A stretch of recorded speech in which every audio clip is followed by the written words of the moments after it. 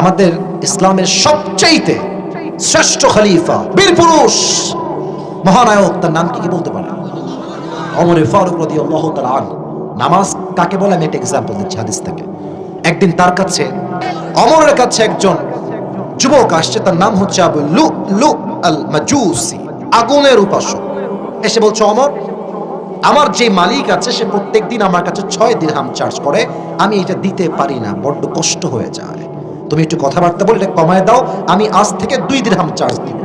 ওমর বলছে, আচ্ছা কমাবো, but tell me about your business source, what's your job, what's your business, তুমি করো কি, তোমার চাকরি কি, তোমার কাজ কি? এবার ওই যুবক ডাক দিয়ে বলছে, ওমর, আমার একটা ব্যবসা আছে, ছোট্ট একটা ব্যবসা।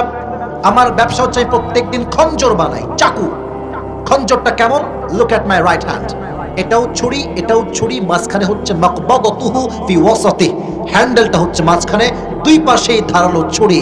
দিস ইজ কল্ড খঞ্জর ইন অ্যারাবিক ওয়ার্ড, আরবি ভাষা থেকে বলা হয় খঞ্জর। বলছে, তাই তুমি খঞ্জর বানাও? তুমি তো মদিনায় অনেক বড় ব্যবসায়ী ম্যান, তোমার তো 6 দিরহাম নয় 10 দিরহাম চার্জ হওয়ার কথা। এটা শুনে আবু লুলু আল মাজুসি আগুনে ক্ষেপে ফায়রা, সবার বেলায় নরম, আর আমি যেহেতু কাফের মুশরিক, তাই তুমি আমার বেলায় হয়েছে গরম। ওমর দাঁড়াও, তোমাকে দেখাও মজা করে কয়, খেলা করে কয়, এই কথা বলে বের হয়ে গেছে হুমকি দিয়ে। সারা রাত মিলে ওমরকে হত্যা করবার জন্য বিশাল লম্বা একটা খঞ্জর বা ছুরি বানিয়েছে, ওমরকে হত্যা করবে। শীতকালে ঠান্ডা লাগলে আমরা যেন কি মুড়ি দেই, এই যে আমার বাম পাশে চাদর পরেই বসে আছে, একদম সোজা এক্সাম্পল, একদম ফেস টু ফেস এক্সাম্পল।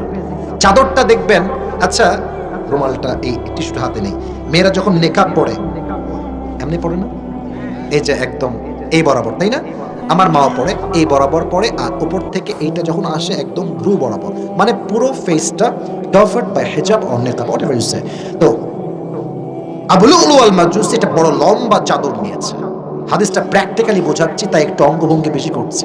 বিশাল লম্বা চাদর নিয়ে, চাকু যেটা আছে খঞ্জর, এটাকে মাজার ডান পাশে এখানে রেখেছে, একটা খাপ থাকে চাকুর, খাপটা রেখে এখানে রেখেছে, পুরো মাজাতে বেঁধে রেখেছে, আর চাদরটা নিয়ে এমনে মুড়ি দিয়েছে, এই চাদরের এই ডান পাটটা একদম এই বরাবর দিয়ে ঢেকেছে, আর উপর থেকে নিয়ে চাদরটাকে এই পর্যন্ত নিয়ে আসছে, পুরো ফেসটা কভার করেছে চাদর দিয়ে ঢাকা। যখন ফজর আযান হলো, আল্লাহু আকবার, আল্লাহু আকবার, আযান যখনই শুরু হয়েছে, এবার আবু লুলু আল মাজুসি চাদর পরে ঢেকে ছদ্মবেশে মুনাফিকের রূপে ফজরের নামাজ পড়তে এসেছে। সে কিন্তু মুনাফিক, নামাজ কিন্তু সে পড়ে না। কেন আসছে? হি ওয়ানা কিল ওমর ফারুক রাদিয়াল্লাহু তাআলা আনহু। আসছে ছদ্মবেশে, ওমর ফারুক আসছে ইমাম হিসেবে, এসে বলছে, এই সাহাবা ইকরাম, সফু সুফুফাকুম, কাতার সোজা করো, কাঁধে কাঁধ মিলিয়ে দাঁড়াও, আল্লাহু আকবার। হাত পেতেছেন, এবার আপনার সময় আমার পেটের দিকে তাকান, কেউ চেহারা দেখবেন না, এই যে দুই যে হাত বেঁধেছি আমি, দুইটার দিকে তাকান। সানা পড়েছেন, কিরাত পড়েছেন, সূরা ফাতিহা কিরাত সব শেষ, আল্লাহু আকবার দিয়ে রুকুতে গিয়েছে, এবার আমার দিকে তাকান। যখন রুকুতে গিয়েছে দেখবেন মানুষ দাঁড়িয়ে থাকে এমনি, রুকুতে গেলে তার দেহটা লেভেল সমান হয়ে যায় এমনি। যখন তিনি রুকুতে গিয়েছে আল্লাহু আকবার বলে, পেছন থেকে আবু লুলু আল মাজুসি তার চাদরটাকে উড়িয়ে দিয়েছে, আর এখান থেকে খঞ্জরটা বের করে, এটাও চাকু এটাও চাকু, বের করে সোজা ওমর, এবার পেট দেখেন আমার, ওমরের পেটে এমনি একটা দিয়েছে ছুরি দিয়ে আঘাত, আরেকবার এরকম 3টা পোঁচ দিয়েছে। এমন ধারালো ছুরি ছিল, আর এমন জোরে আঘাত করেছে, ওমরের পেটের নাড়ি ভুঁড়ি রক্ত এট দ্য সেম টাইম সব বের হয়ে মাটিতে পড়ে গেছে, সব বের হয়ে গেছে, বের হয়ে ঝুলছে আর রক্তাক্ত হয়ে গেছে। ওমর ফারুক নামাজের মাঝে চিৎকার দিয়ে আরবিতে বলছেন, কাতালানি আল কালব, আমাকে একটা কুকুর হত্যা করেছে, আমাকে বাঁচাও। এটা বলেই তিনি অজ্ঞান হয়ে পড়ে গেছেন। নামাজ কাকে বলে? 2-1 সাহাবী বাদ দিয়ে একজন সাহাবীও নামাজটাকে ছাড়ে নাই। সুবহানাল্লাহ। ওমর ফারুককে ধরে 2-1 ডানে নিয়ে গিয়েছে একটু দূরে, ওমর ইমামের জায়গা আর একজন সাহাবী এসে ইমাম হয়ে গিয়েছে।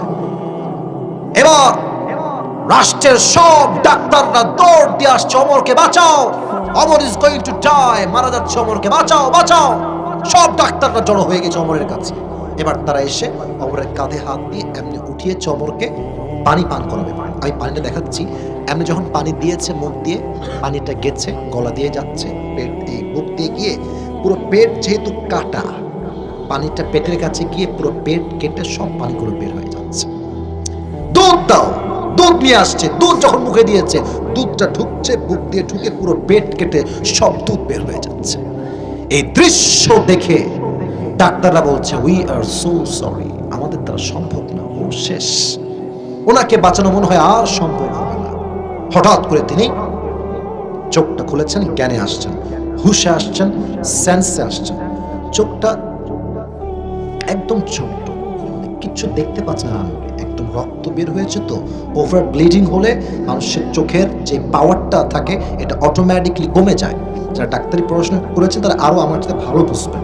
উনি ঝাপসা দেখছেন, ওরই মাঝে উনি বলছে, এই সাহাবী এদিকে আসো, তা এদিকে আসো, এদিকে আসো।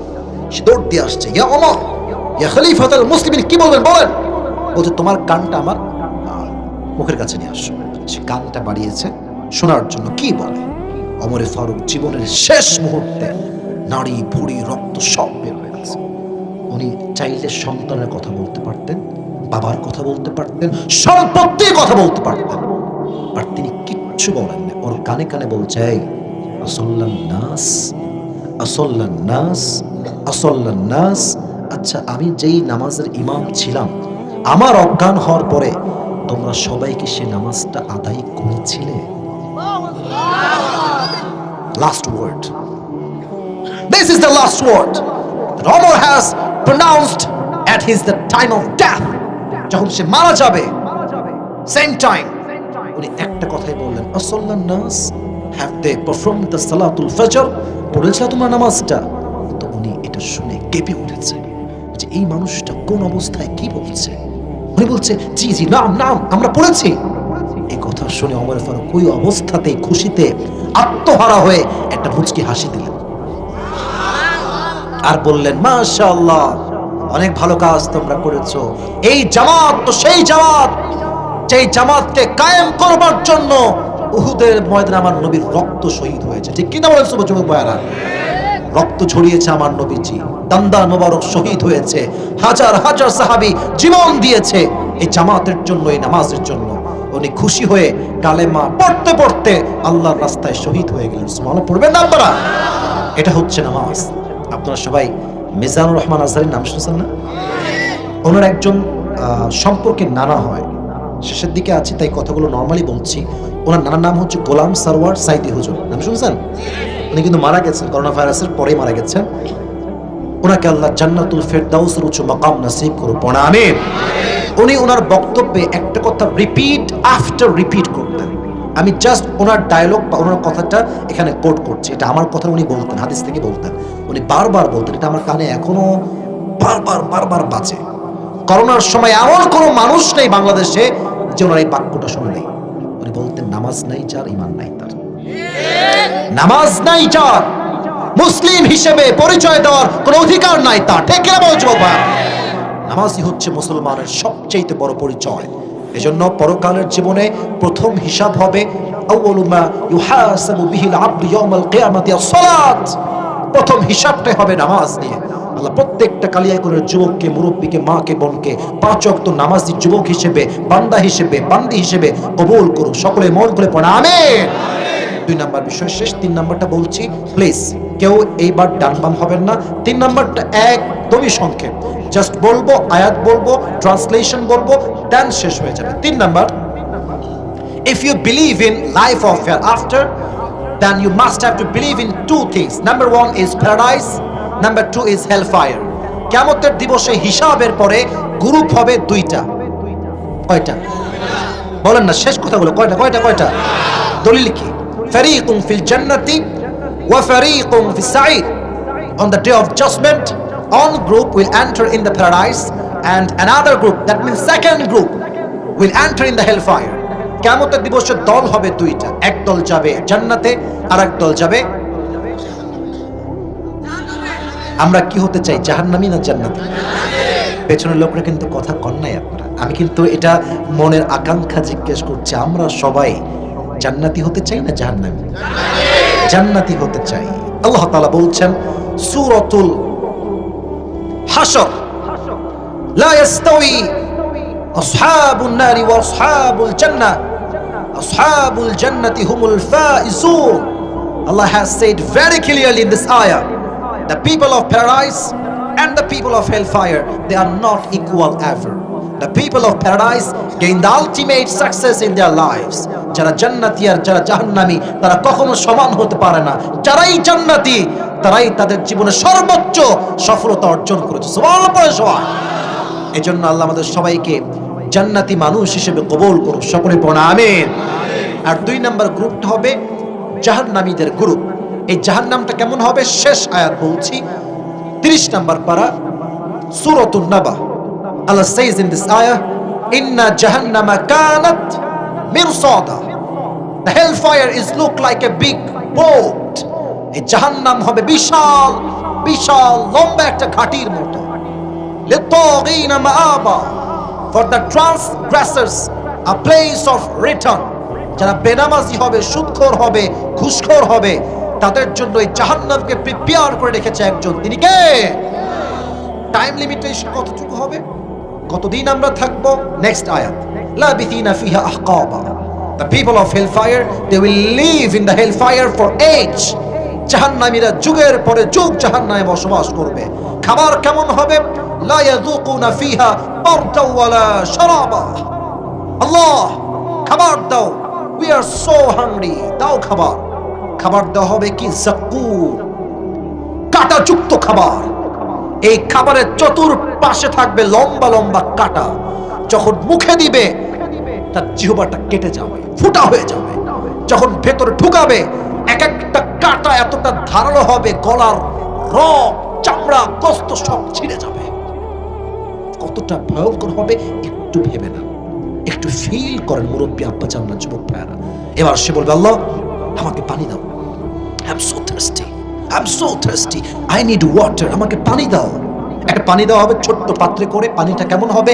নেক্সট আয়াত, ইল্লা হাবিবা ওয়া ওয়াসাকা। এই পানিটা হবে রক্ত এবং পুজ দ্বারা গলিত পানি। যখন সে খাবে তার তৃষ্ণা তো মিটবেই না। মুখে দেওয়ার সঙ্গে সঙ্গে এত কড়া এটার স্বাদ, সবগুলো সঙ্গে সঙ্গে উগুল দিয়ে মানে বমি করে সব ফেলাই দেবে। এতটা ভয়ঙ্কর খাবার হবে, এতটা ভয়ঙ্কর পানি হবে কিয়ামতের দিবসে, হিসাবের পরে। আল্লাহ আমাদের সবাইকে এই জাহান্নামের বড্ড আযাব থেকে হেফাজত করুন। সকলেই পড়া আমিন। আল্লাহ কিয়ামতের দিবসে আমাদের সবার জন্য জান্নাতের ফয়সালা করে দিই। সকলে পড়া আমিন। ইন্নামা ইউওয়াফাস সাবিরুনা আজরাহুম বিগাইরি হিসাব। একদল মানুষ কিয়ামতের দিন বিনা হিসাবে যাবে জান্নাতে। কারা? আল্লাহ বলবে, তোমরা 10 জন আলাদা হও, তুমি আলাদা হও, তুমি আলাদা হও, সব আলাদা হয়ে যাবে। তারা বলবে, আল্লাহ আমি তো জান্নাতি মানুষ, তুমি আমাকে এই কাতার থেকে বাইরে বের করলা কেন? আল্লাহ বলবে, তুই তো জান্নাতে যাবি রে বাবা, কোনো সমস্যা নাই। বিগাইরি হিসাব, আজকে তুই যাবি একদম বিনা হিসাবে জান্নাতে। ইন্নামা ইউওয়াফাস সাবিরুনা আজরাহুম বিগাইরি হিসাব। কারণ কি? কেন বিনা হিসাব? আল্লাহ বলল, তুই তো সব সময় সুখে দুঃখে সবর করেছিস একজনের জন্য। তিনি কে? ধৈর্যশীল হবে। যা হারায় গেছে, don't think about it, whatever you have, think about it. আমার কথা যদি আমি বলি, আমার গাড়ি আমি কিনেছি মাত্র 7 থেকে 8 দিন। শোরুম থেকে নিউ কিনে নিয়ে আসছি, 7 দিনের মাথায় গাড়ি গায়েব, গাড়ি কিচ্ছু নাই। আমি তো এটা ভেবে খুশি হই আর ধৈর্য ধারণ করি, গাড়ি গেছে গেছে, আমি আসিফ তো বেঁচে আছি। এটাই তো শুকরিয়া, এটাই তো সবর। আল্লাহ তুমি সব নিয়ে গেছো, তুমি তো আমাকে ঠিক রেখেছো। মাথায় রাখবেন, যদি আপনার হাত থাকে, পা থাকে, চোখ ঠিক থাকে, এই মুখ ঠিক থাকে, আপনার সবই ঠিকঠাক আছে, সব ঠিকঠাক আছে।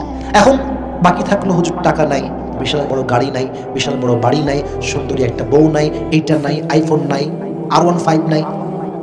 সিম্পল। আল্লাহ সবাইকে সবকিছু দেয় না, সবাইকে সবকিছু দিবে না। আপনার যা আছে অন্যের তা নাই, আবার অন্যের যা আছে আপনার তা নাই। ঠিক না বলো যুবক ভাই? সুখে দুঃখে সবর করবা। ফায়দা কি হবে? ওয়ালা সাউফা ইউতিকা রাব্বুকা ফাতারদা। If you can put your trust on your Lord, indeed and verily your Lord will give you something that will definitely make yourself happy. সুখে দুঃখে যে আল্লাহকে ভরসা করে, আল্লাহ ওয়াদা করছেন আমি তাকে এমন কিছু দান করব, পাওয়ার সঙ্গে সঙ্গে সে নিমিষেই খুশি হয়ে যাবে। সুবহানাল্লাহ পড়বেন না? আল্লাহ আমাদের সবাইকে সুখে দুঃখে ধৈর্যশীল হওয়ার তৌফিক দান করো সকলে পড়া আমিন। আর আমি অত্যন্ত দুঃখিত যে 1.5 ঘন্টা সময় নিয়ে ফেলেছি, কখন যে নিয়েছি এটা আমি টেরও পাইনি। আর আশা করছি একসঙ্গে দোয়া করতে হবে। মুরব্বী আব্বাজান যুবক কেউ এলাও না, no one is allowed to go to the home right now, কেউ না, এই মুহূর্তে কেউ যাবেন না। একসঙ্গে দুরূদ শরীফ পাঠ করব, একসঙ্গে দোয়া করব, পাশাপাশি যাওয়ার সময় সবাই হাত মিলিয়ে দোয়া চেয়ে দেন বাসায় ফেরত যাবো। রাজি আছেন? সবাই একটা কাশি দেন। এবার সবাই আমার সাথে তাকবীর দিবেন এমন ভাবে যেন এটা প্রমাণ হয়ে যায় গাজীপুরের সন্তানরা শুরুতেও সিংহ পুরুষ, শেষেও তারা সিংহ পুরুষ, ঠিক কিনা বলা? দেন তাকবীর আমার সাথে 3টা, এক একটা জোর এক একটা বেশি হবে। লিল্লাহি তাকবীর, মাশাআল্লাহ, আবার দেন লিল্লাহি তাকবীর। এবার শেষ, একটু গলা টলা ঠিকঠাক করে নেন। লিল্লাহি তাকবীর। আল কোরআনের আলো, আল হাদিসের আলো, কোরআন হাদিস যেখানে, আলেম ওলামা যেখানে, গাজীপুরবাসী যেখানে, কালিয়াকৈরবাসী যেখানে, আল্লাহ কবুল করুন সকলে পড়া আমিন। আমি অধমের কথায় কোনো ভুল হলে I am so sorry for that mistakes. I am a human being, so I can do mistakes and it's very normal for me. So আমি এটার জন্য আগেই মাফ চাচ্ছি ভাইয়েরা, যে কোনো কথায় আঘাত পেয়ে থাকেন আমাকে মাফ করবেন। আর যদি আমার কোনো কথা মনে হয় সঠিক ছিল, প্লিজ এটা অনুযায়ী আমল করবেন। রাজি আছেন তো ইনশাআল্লাহ? আর আমার যেই বোনেরা আমাকে শুনছেন পর্দার আড়াল থেকে, সবার জন্য আমার পক্ষ থেকে দোয়া এবং ভালোবাসা। প্রত্যেকটা মেয়েকে বলবো, আপনার এই যে বয়সটা 18, 19, 20, 21, 22, 23, এটা হচ্ছে আপনার জীবনের সবচাইতে গুরুত্বপূর্ণ সময়। এখন সতীত্ব ঠিক রাখবেন, স্বামীর সামনে একদম বাহাদুরের মতো বলবেন, আমার সতীত্ব আমি তোমাকে প্রথম উপহার দিলাম, ঠিক কিনা বলো যুবক? প্রত্যেকটা মা বোনকে পর্দাশীল নারী হিসেবে, বোরকাওয়ালী নারী হিসেবে, ফাতেমা রাদিয়াল্লাহু তাআলা আনহার চরিত্রে প্রত্যেকটা নারীকে আল্লাহ তাআলা চরিত্রবান হওয়ার তৌফিক দান করুন সকলে পড়ে আমিন।